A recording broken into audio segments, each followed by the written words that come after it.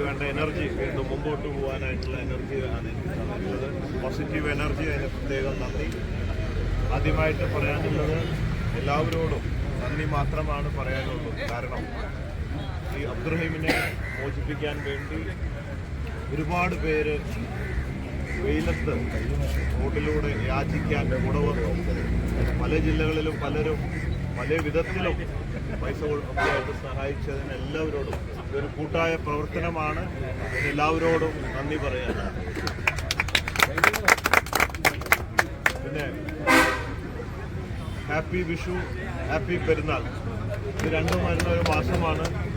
ഈ പ്രാവശ്യത്തെ പെരുന്നാളും വിഷുവും ശരിക്കുള്ള ഒരു റിയൽ ആഘോഷമാണ്, പരിശുദ്ധമായ ആഘോഷമാണ്, ശരിയായ അർത്ഥത്തിലുള്ള ഒരു ആഘോഷമാണ്.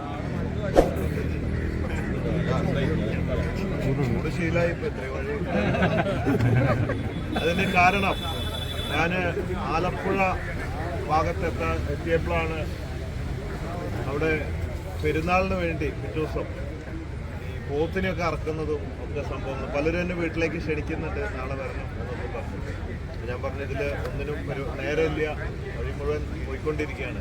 അപ്പോഴാണ് എനിക്ക് തോന്നിയത്, അപ്പോൾ ഒരു സ്റ്റേറ്റ്മെൻറ്റ് ഞാൻ പറഞ്ഞിരുന്നു, അത് ഭയങ്കര വൈറലായി. അതുകൊണ്ട് വലിയ ആ ദിവസം തൊട്ടിട്ട് അത് ആ സ്റ്റേറ്റ്മെൻറ്റ് പോയി മണിക്കൂറുകൾക്ക് അടക്കം ഉള്ളിൽ ഒരുപാട് സംഖ്യ ഫാസ്റ്റായിട്ട് വരാൻ തുടങ്ങി.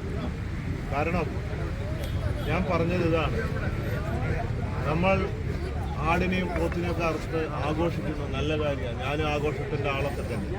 പക്ഷേ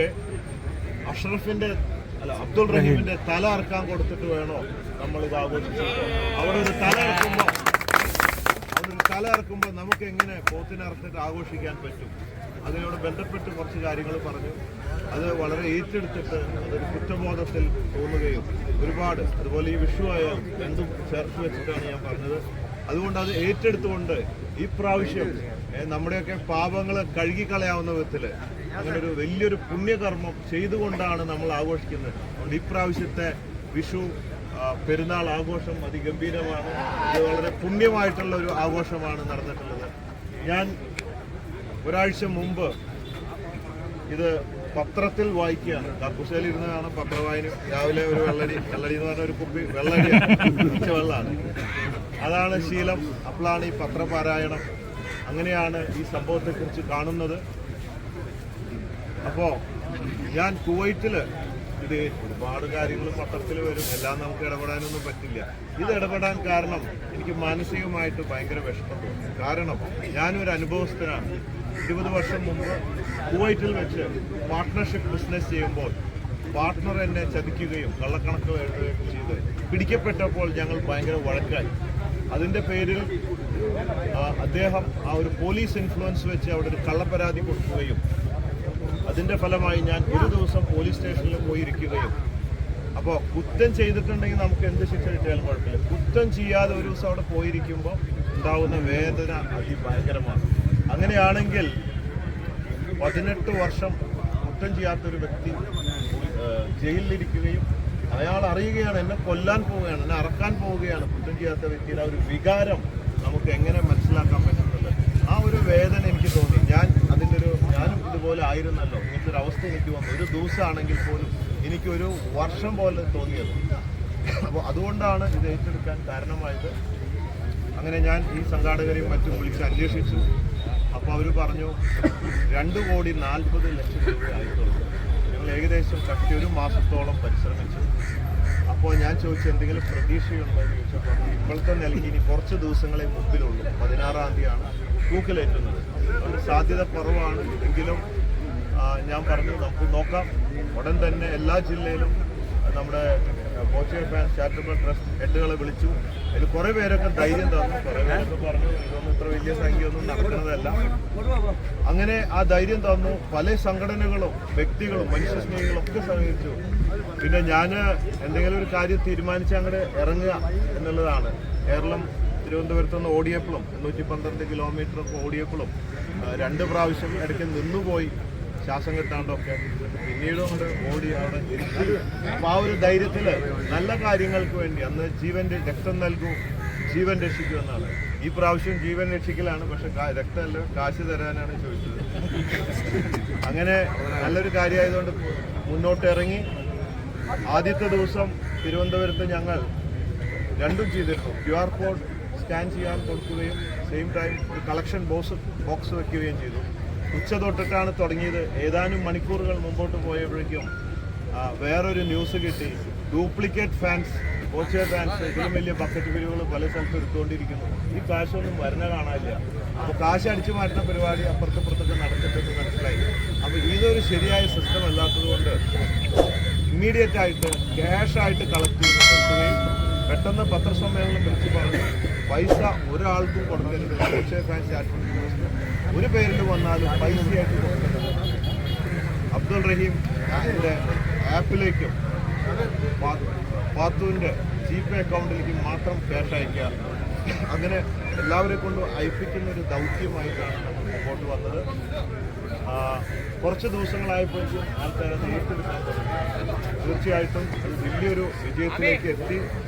അതുകൊണ്ട് എല്ലാവരോടും നന്ദി മാത്രമേ ഇവിടെ പറയാനുള്ളൂ. നമ്മുടെ ബീച്ച് വോളിംഗ് ക്ലബിനെ കുറിച്ച് പറയുമ്പോൾ എനിക്ക് വന്നുപോലെ സ്കൂളിലൊക്കെ ചെറുതായിട്ട് കളിക്കാറുണ്ട്. എൻ്റെ കസിനാണ് സിറിൽ C. വള്ളൂർ. എൻ്റെ കസിനാണ്.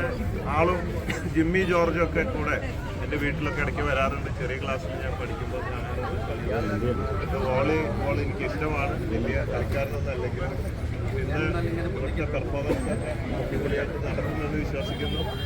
അധികം ഡിപ്പാർട്ട്മെൻറ്റുകൾ തന്നെയാണ് പലപ്പോഴും. അപ്പോൾ അത് എല്ലാവിധ ഭാവങ്ങളും ആ സ്പിരിറ്റ്, റിയൽ സ്പോർട്സ്മാൻ സ്പിരിറ്റ് നമുക്ക് ജീവിതത്തിൽ ഞാനൊക്കെ പിടിച്ചു വെക്കുന്നത് ഇപ്പോഴും 24 വയസ്സിൽ നിൽക്കുന്നത് എൻ്റെ പവറിൽ അതിൻ്റെ കാരണം നമ്മൾ ആരോഗ്യമുള്ള ഒരു ശരീരത്തിലെ ആരോഗ്യമുള്ള ഒരു മനസ്സ് വസിക്കുകയുള്ളൂ. അങ്ങനെ ആരോഗ്യമുള്ള ഒരു ശരീരവും മനസ്സും കൂടി ചേർന്നാലാണ് നമുക്ക് ഒരു കാര്യത്തിന് ബിസിനസ്സായാലും ജോലിയായാലും സ്പോർട്സ് ആയാലും എന്ത് ചെയ്യാനാണെങ്കിലും ഈ നല്ല ആരോഗ്യമുള്ള ശരീരം മനസ്സും കൂടുമ്പോൾ മാത്രമേ. ആരോഗ്യമുള്ള ശരീരം മാത്രം ഉണ്ടായാൽ മനസ്സ് സഞ്ചരിക്കില്ല, ധൈര്യം കിട്ടില്ല അവരെ കാര്യങ്ങൾക്ക് ഇറങ്ങാൻ. ഇനി മനസ്സ് മാത്രമായാലും പറ്റില്ല, ശരീരം സമ്മതിക്കില്ല. അപ്പം മനസ്സും ശരീരം കൂടുമ്പോൾ അതിന് നമ്മൾ ദിവസേന വേർക്കുക, വെള്ളം കുടിക്കുക, ധാരാളം വേർക്കണം, നമ്മൾ വ്യായാമം ചെയ്യണം, നന്നായിട്ട് ഉറങ്ങണം. 3 കാര്യങ്ങളാണ്. ഇത് ചെയ്തു കഴിഞ്ഞാൽ ഇപ്പോഴൊക്കെ എനിക്ക് 24 വയസ്സുള്ള അതേ പവറാണ്, ഒരു മാറ്റമില്ല. ഇപ്പോൾ ഓടാൻ പറഞ്ഞാൽ 25 കിലോമീറ്റർ ഞാൻ വേണമെങ്കിൽ ഓടും. അതെല്ലാവർക്കും പറ്റുന്ന കാര്യമാണ്. പക്ഷെ നമ്മൾ ദിവസേന വ്യായാമം ചെയ്യണം, വേർക്കണം.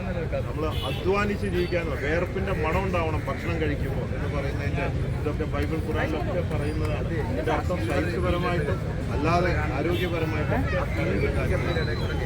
അപ്പോൾ എല്ലാവരും ഇവിടെ വന്ന് സപ്പോർട്ട് ചെയ്ത് കളി കാണാനാണ് നിങ്ങൾ വെയിറ്റ് ചെയ്യണതെന്ന് എനിക്കറിയാം. ഇവിടെ ഒരു ചെറിയ മോൻ എനിക്ക് വിഷു കൈനീട്ടം തന്നിട്ട് 50 രൂപ. അത് തീർച്ചയായിട്ടും ഞാൻ അബ്ദുൾ റഹീമിൻ്റെ ഭാവി ജീവിതത്തിന് ഉപജീവനത്തിനായിട്ട് അടുത്ത പദ്ധതിയിലേക്ക്, അടുത്ത ദൗത്യത്തിലേക്ക് ഞാൻ ഇടുകയാണ്. ഇപ്പോൾ എൻ്റെ ഒന്നാമത്തെ ദൗത്യം കഴിഞ്ഞു. രണ്ടാമത്തെ ഒരു ദൗത്യം ഞാൻ നോക്കുമ്പോൾ അബ്ദുറഹീമിനെ മോചിപ്പിച്ചിവിടെ എത്തിച്ചു കഴിഞ്ഞാൽ പിന്നെ എന്തെന്നുള്ളത് ചർച്ചയൊന്നും എവിടെ വരുന്നില്ല. അബ്ദുറഹീം ആദ്യം ഒരു ഓട്ടോറിക്ഷ ഡ്രൈവറായിരുന്നു എന്നാണ് ഞാൻ കേട്ടത്. അപ്പം ഞാൻ ആദ്യം അബ്ദുറഹീം ഇവിടെ വന്ന് തെണ്ടി തിരിഞ്ഞിങ്ങനെ പറഞ്ഞിട്ട് കാര്യമില്ലല്ലോ. ഇത്രയും കാലം നമ്മൾ ആയുസ് മുഴുവൻ ചെറുപ്പകാലം ജയിലിലായിരുന്നു, കുറ്റം ചെയ്യാതെ മാനസികമായിട്ട് പീഡിപ്പിക്കപ്പെട്ടു. ഇനി ഇവിടെ വന്ന് അതിലും കൂടുതൽ കഷ്ടപ്പെടേണ്ടെന്ന് വെച്ചാൽ റോൾസ് റോയ്സിൽ ഒരു ഡ്രൈവറായിട്ട് അപ്പോയിന്റ് ചെയ്യാൻ തീരുമാനിച്ചു. പക്ഷേ പിന്നെ എനിക്ക് തോന്നി അതും പോരാ, അതിൽ കൂടുതൽ അർഹിക്കുന്നു. അപ്പോൾ ഞാൻ ആലോചിച്ചു ആൾക്ക് സ്വന്തമായി ഒരു ബിസിനസ് ഇട്ട് കൊടുക്കാമെന്ന് തീരുമാനിച്ചു. അപ്പോൾ ഞാൻ 34 കോടി എത്തുന്നതിലും 3 ദിവസം മുമ്പ് കളക്ഷൻ കുറച്ച് കുറവായിരുന്നു. ഒരു 10 കോടി രൂപയുടെ അടുത്ത് വീണ്ടും ആവശ്യം വരും. അപ്പം അത് തികയുമോ എന്നൊരു സംശയമുള്ളത് കൊണ്ട് നമ്മൾ ബോച്ചെ ഫാൻസ് ചാരിറ്റബിൾ ട്രസ്റ്റ് 1 കോടി കൊടുത്തെങ്കിലും മതിയാവില്ല. നമ്മൾ ഇറങ്ങിയിട്ട് ഇനി വീണ്ടും അയാളെ തൂക്കിക്കൊന്നാലത്തെ ഒരു അവസ്ഥ ഞാൻ ആലോചിച്ചു. ഇപ്പം 5-10 കോടി കുറവുണ്ടെങ്കിൽ അത് ഇടാം എന്നുള്ളൊരു തീരുമാനത്തിൽ എത്തിയിട്ടുണ്ട്. അതിനുവേണ്ടി ഒരു സഹോദരൻ എന്നോട് ഉപദേശിച്ചു. ഞങ്ങൾ ബിരിയാണി ചലഞ്ച് നടത്തിയിട്ടുണ്ട് മറ്റേ കോവിഡ് സമയത്ത്. ഭയങ്കര കളക്ഷനായിരുന്നു. അപ്പോൾ ഞാനാണ് ഈ മാസം അവസാനം ബോച്ചേട്ടി ഒരു 1000 ഏക്കറുടെ എസ്റ്റേറ്റ് ഇവിടെ വാങ്ങിയിട്ടുണ്ട്. ഈ കച്ചവടം ദുബായിൽ തുടങ്ങി. ഇപ്പോൾ ബോച്ചെ ടീ പൗഡർ ഇവിടെ ലോഞ്ച് ഈ മാസം അവസാനം വെച്ചതാണ്. പക്ഷെ അതിൻ്റെ ഓൺലൈൻ മാത്രം ഒരു Boche tea lucky draw ticket ചലഞ്ചിന് വേണ്ടി ഈ 15-ാം തീയതി വെച്ചിരുന്നു, കളക്ഷൻ കിട്ടാൻ വേണ്ടിയിട്ട് കുറവ് വരുന്നത്. പക്ഷേ അത് ഡിക്ലെയർ ചെയ്ത് കഴിഞ്ഞ് പിറ്റേ ദിവസം 2 ദിവസത്തിനകം ആവശ്യം കൂടുതൽ ഫണ്ട് കിട്ടി. എങ്കിലും ആ ചലഞ്ച് വേണ്ടാന്ന് വെക്കുന്നില്ല. ഞാൻ ആലോചിച്ചപ്പോൾ ഈ Boche tea lucky draw ticket challenge 15-ാം തീയതി നടക്കും. ഒരുപാട് പേര് ഇപ്പോൾ തന്നെ ഈ 40 രൂപയുടെ ചായപ്പൊടിയാണ് ഒരു പാക്കറ്റ് 40 രൂപ. അത് ഒരുപാട് 10,000 കണക്കിന് പേര് ഓൾറെഡി ബുക്ക് ചെയ്ത് കഴിഞ്ഞു. അതിനൊപ്പം ഒരു കൂപ്പൺ കിട്ടും ദിവസേന, ലക്കി ഡ്രോ കൂപ്പൺ ഓരോ പാക്കറ്റിനൊപ്പം. ദിവസേന രാത്രി നറുക്കെടുത്ത് 10:30 എല്ലാ ദിവസവും ഒരു ഭാഗ്യവാന് 10 ലക്ഷം രൂപയും കൂടാതെ 15,000 പേർക്ക് ക്യാഷ് പ്രൈസും ദിവസേന നൽകും. അപ്പോൾ ഈ 15-ാം തീയതി വരുന്ന കളക്ഷൻ അത് എത്രയാണെങ്കിലും ആ കളക്ഷൻ എടുത്തിട്ട് അത്രയും വരുമ്പോൾ ആൾക്ക് ബോച്ചെ ടീയുടെ ഒരു വലിയ ഷോറൂം ഹോൾസെയിൽ റീറ്റെയിൽ മാത്രമല്ല അതിൽ ബാക്കി വരുന്ന സംഖ്യ അത് നമ്മൾ പറഞ്ഞു പോയതാണ് ആ ദിവസത്തെ ചലഞ്ചിന്. ബാക്കി ഓരോ ദിവസങ്ങളും ഞങ്ങൾ പതിവായിട്ട് ചെയ്തുകൊണ്ടിരിക്കുന്ന ചാരിറ്റി പ്രവർത്തനങ്ങൾക്ക് ഉപയോഗിക്കും. അത് ബോച്ചെ ടീ ഇൻസ്റ്റഗ്രാമിലാണ് സഹായത്തിനും ധനസഹായത്തിനും ആർട്ട് ഓപ്പറേഷൻ അതുപോലെ വീട് വയ്ക്കാൻ ഒക്കെയുള്ള ബോച്ചെ ടീ ഇൻസ്റ്റഗ്രാമിലാണ് അപേക്ഷ സമർപ്പിക്കേണ്ടത്. ഇതുവരെ വേറൊരു ആപ്പിലായിരുന്നു, അതിന് പകരം ഇതിലേക്ക് ആക്കി. മാത്രമല്ല അതിലൂടെ തിരഞ്ഞെടുക്കുന്ന ആൾക്കാർക്ക് ദിവസേന സഹായങ്ങൾ നൽകുന്നതായിരിക്കും. അപ്പോൾ അതിനു വേണ്ടിയിട്ട് 2ാമത്തെ ദൗത്യത്തിലേക്ക് കടക്കുകയാണ്. അതുകൊണ്ട് ഇത് വിജയിപ്പിച്ച നിങ്ങളൊക്കെ ബോച്ചെ ടീ 40 രൂപയ്ക്ക് വാങ്ങി കൂപ്പൺ വാങ്ങി അതിൽ നറുക്കെടുപ്പിൽ പങ്കാളിയാവുക. അതിന്റെ ഫണ്ട് ഉപയോഗിച്ച് നമുക്ക് അബ്ദുറഹീമിനെ ഉപജീവനത്തിനായിട്ട് ആക്കാം. ഇത്രയൊക്കെ ചെയ്ത നിലയ്ക്ക് ഇനി നമ്മൾ വഴി ഇവിടെ കൊടുന്ന് കഷ്ടപ്പെടുത്തണം, കഷ്ടപ്പെടുത്താൻ പാടില്ല. അതുകൊണ്ട് ഉമ്മയും അബ്ദുറഹീമും ഇനിയുള്ള കാലം സന്തോഷമായിട്ട് ജീവിക്കട്ടെ എന്ന് ആശംസിക്കുക. പിന്നെ നന്ദി മാത്രം പറഞ്ഞുകൊണ്ട് നിർത്താം. ഇനി കളിയുണ്ടോ? അത് കളി